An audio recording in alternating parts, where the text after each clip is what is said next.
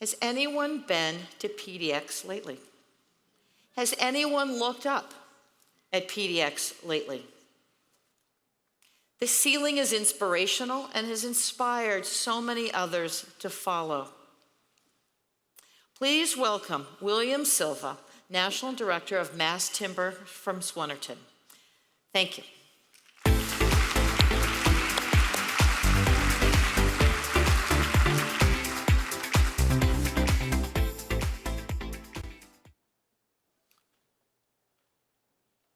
So I like to start by saying people are connected to wood. And, I was hoping that Fred Armisen was going to be here, and I don't see him yet. But so I'm going to ask the audience, think about how you are connected to wood. I often start with this when I do presentations, and I think of some of the people I've presented with within the mass timber ecosystem. I think of the design architect on the first mass timber project I worked on, pictured to the right, and he sculpts wood. And that was the story he shared about his own connection. I think about the manufacturer, and she shared a photo of her and her sister as young girls coming out to the redwoods for the first time and seeing trees as tall as the skyscrapers in New York that she grew up around. I think about a friend of mine from Scotland who is a very dear friend, and a photo he shared of him and his son at the octopus tree out here in Oregon.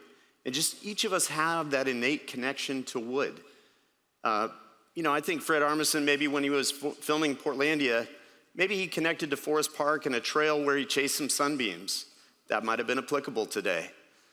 But for me, I think about a photograph that my grandmother gave me of my grandfather and his brother as young men in the 50s in a logging operation in Southern Oregon, because I'm from Grants Pass.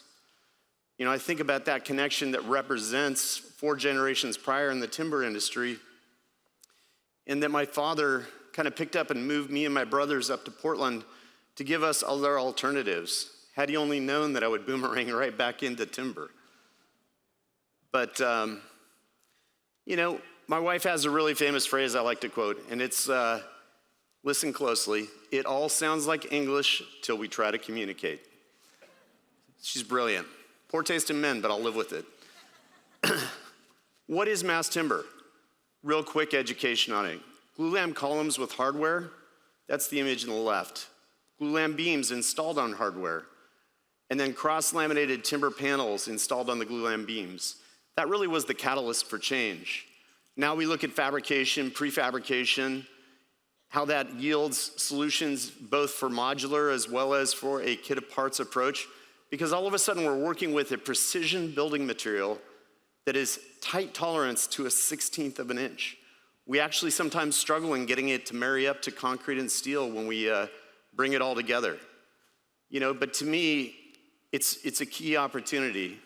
As we look at, the Governor Kotek's growth business plan that she rolled out last week, we're taking inventory of underutilized resources within our state. And how do we bring growth and prosperity from that? And to me, mass timber is a great opportunity to talk about how do we bring forward rural economic development, how we look at reinforcing sustainable forest management and practices. So for Swinerton and Timber Lab, our journey really started in 2016.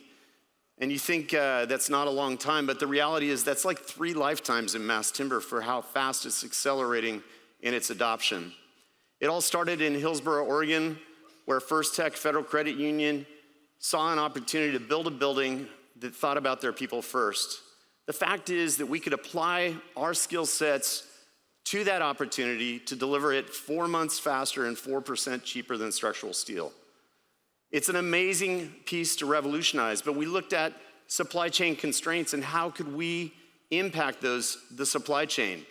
That led to a fabrication facility where we installed the 4th large format beam saw in North America. Prior to that, beams over 24 inches deep were being sent to Canada to be cut and brought back. It was a real impediment.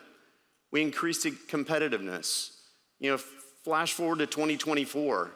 We started to step into vertical integration and acquired glulam manufacturing in Swiss Home and Drain here in Oregon, as well as acquiring a sawmill in Philomath These are big impacts to rural communities.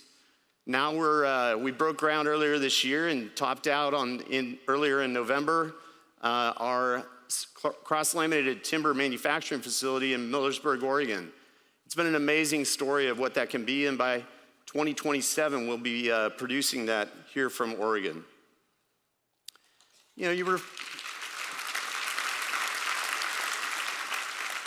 Thank you. We are just as excited. So, as we reflect on market demand and diversification, we're approaching 100 mass timber buildings complete across the U.S.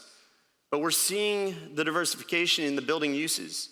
We're seeing that it's not just private or public buildings, but all buildings that are picking up the asset class. And even though we built the 25-story mass timber tallest in North America in Milwaukee, Wisconsin, the majority of the buildings are not that tall. As we look at the opportunity with them, we really look at the early adoption within metro centers. The city of Hillsborough was a great partner out of the gate. We partnered not only on First Tech, but on the Hidden Creek Community Center and Wingspan.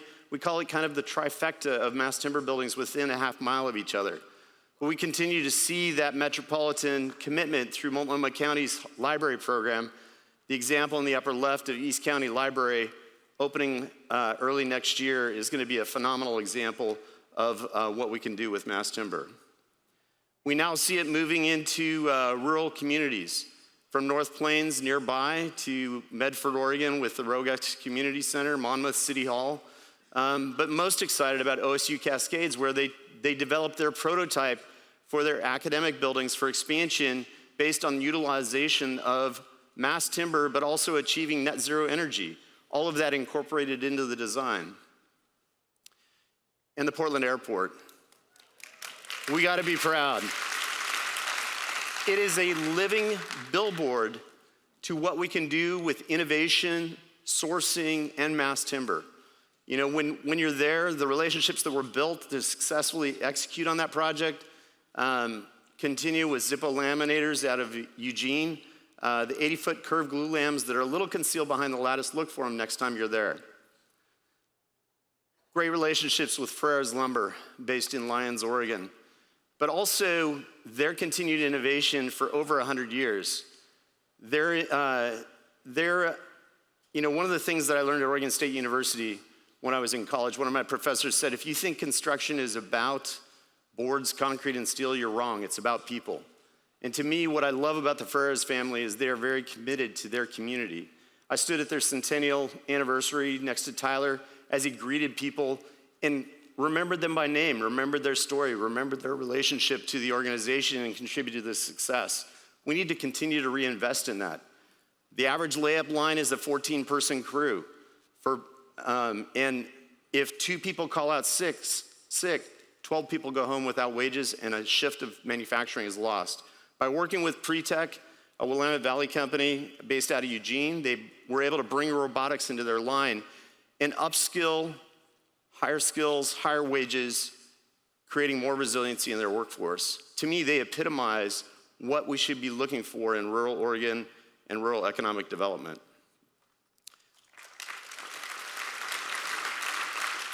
Scalable housing solutions. We hear housing solutions a lot, but workforce housing means something different to every community that we work in.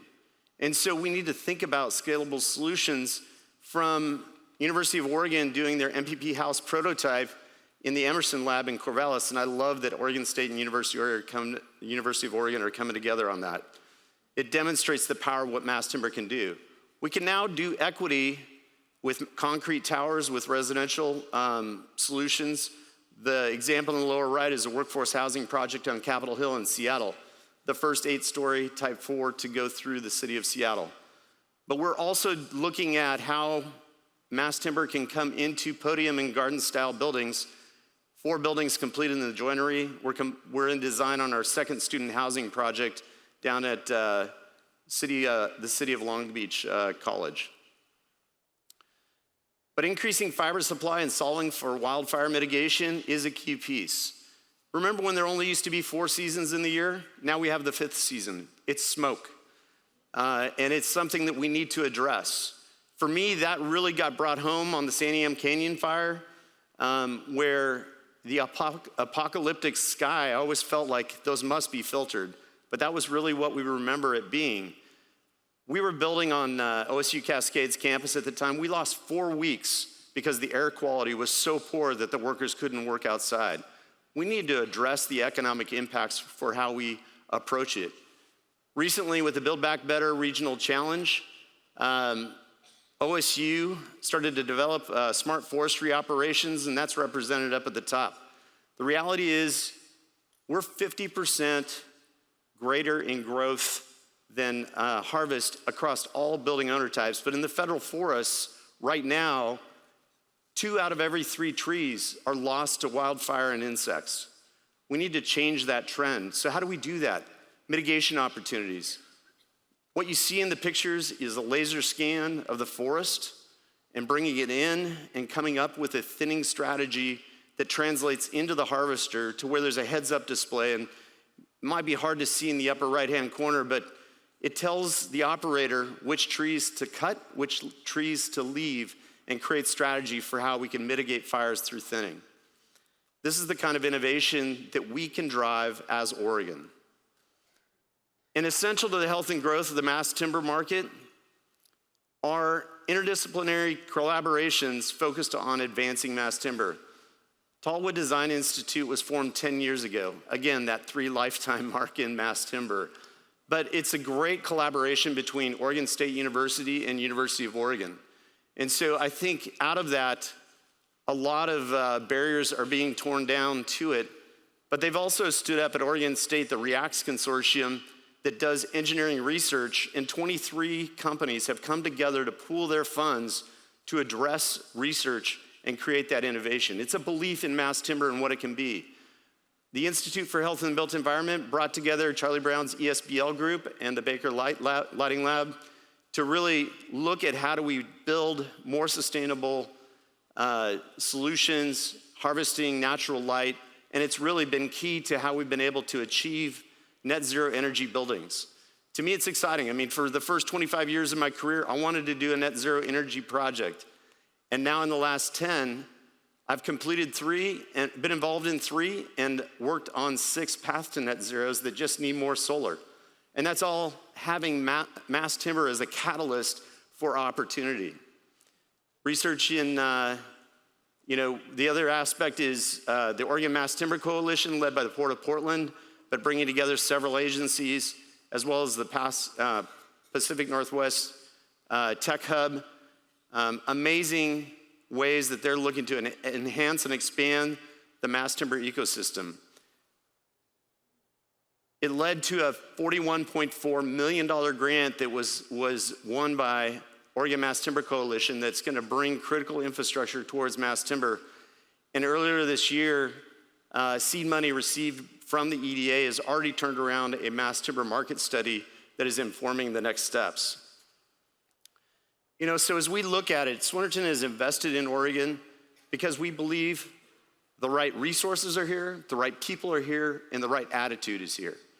And so to me, it's more about, how do we catalyze those to create the right growth and build buildings that we believe in and we can be proud of. And so I'm hoping that you together will join with me in really advancing this sector and seeing the opportunity it brings for our great state. Thank you.